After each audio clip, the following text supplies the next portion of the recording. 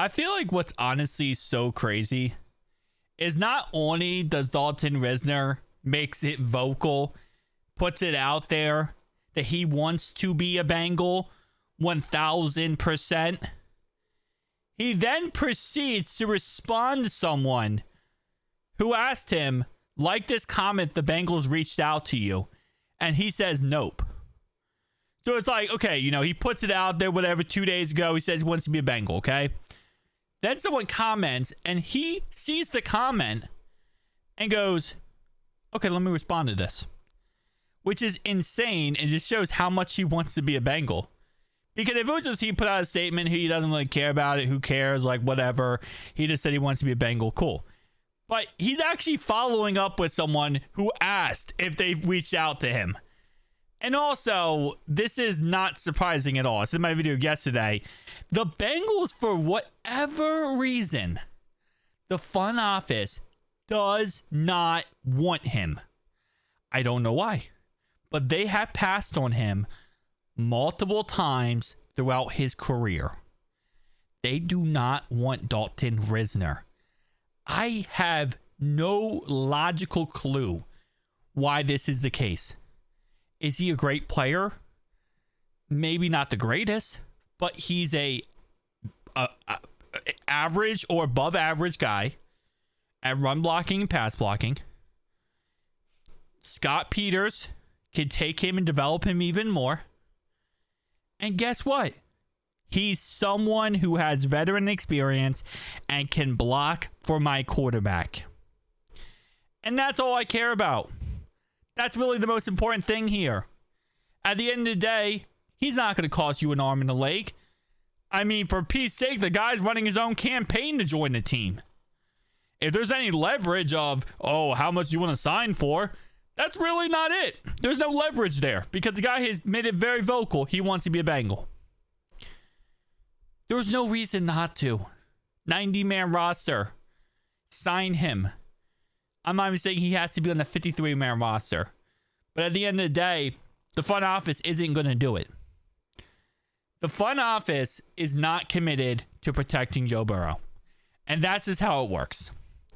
They have proven this over the last 5 years of Joe Burrow's career. They have proven that they do not care about protecting him.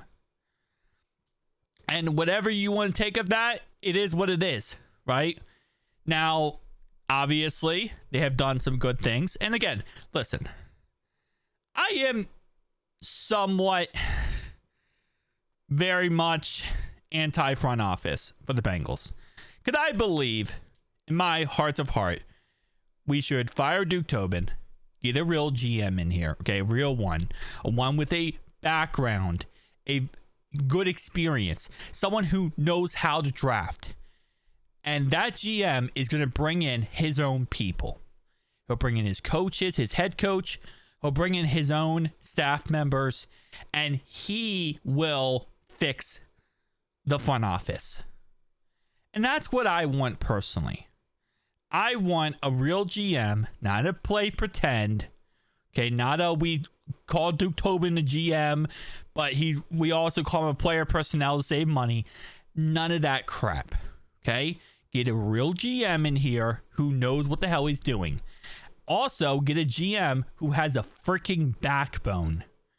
Because I want someone kind of like a Jimmy Johnson type guy who comes in and says, listen, I have veteran experience. I know what the hell I'm doing. Shut up and let me run my job. Let me run this business. And that's what we need. Okay, that's what we need. We need someone to come in and just take reins and take control. Obviously, we're not going to get that, okay? So, because of that, I'm going to call it the front office when I want to. Because I think they're not doing what's correct to help out my quarterback. And I'm always going to be pro player, and I'm always going to be pro Joe Burrow. And I want whatever is best for Joe Burrow. Now, at the end of the day, again, I'm not a NFL coach. I'm not an NFL, inside the NFL. Okay, I'm not qualified to work in the front office or be a GM or be an owner, right? So maybe I'm missing something. But I think logically, Dalton Risner would help out the team. Bengals fans agree with me. I think it's logical. But again, we're now in this standstill of maybe we draft a guard. We probably will draft a guard. But outside drafting a guard, we're going into next year with the idea of fluff it. Plan A, plan B. Let's hope it works out. It is what it is. It's frustrating. It really is. Because all I want to see in my lifetime is a Joe Burrow with a perfect offensive line. That's all I want to see. I want to see him with an average defense and a good offensive line. And that it would be the Christmas of all Christmases. That would be the greatest present the front office could ever give us. Just protect my quarterback. You don't even have to give him the best defense of all time. If you give Joe an average defense and a good offensive line, oh lordy. And also with the whole GM thing, Zach Taylor would never be calling offense again. We would get a real offense coordinator in there, not Dan Pitcher. We get a real one, and we'd actually get some real. And we keep Al Golden because Al Golden's amazing. And the positional coaches I'm fine with. I don't have any problem with that. But we get an actual offense coordinator in there too. I don't know what they would do with Zach. Obviously, probably promote him to advisor role, whatever. But yeah. And again, to the situation with Trey Hendrickson, obviously this is not getting fixed anytime soon, by the way. In case you're wondering, it's not. The situation with should Katie Blackburn have put out the statements about Trey Hendrickson, like about the, he should be happy, blah, blah, blah. Absolutely no.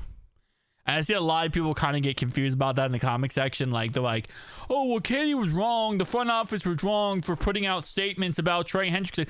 Absolutely, they were. They were 100%. And again, like I said, I don't think Trey was wrong for going on Pat McAfee's show and embarrassing the front office. I don't think he was. He exposed them. And he did it because Katie Blackburn decided to open her mouth and talk about stuff that she probably shouldn't have talked about to the media. And this is that really high school drama club type back and forth that is, you can't run a business like that. You can't run a business with a high school drama club type aspect. Oh, we're negotiating back and forth, but we're not meeting each other in the middle. Our negotiations are not going well. So we're going to go to the media and expose some things. Well, now the player's going to expose some things to the media. It's drama club.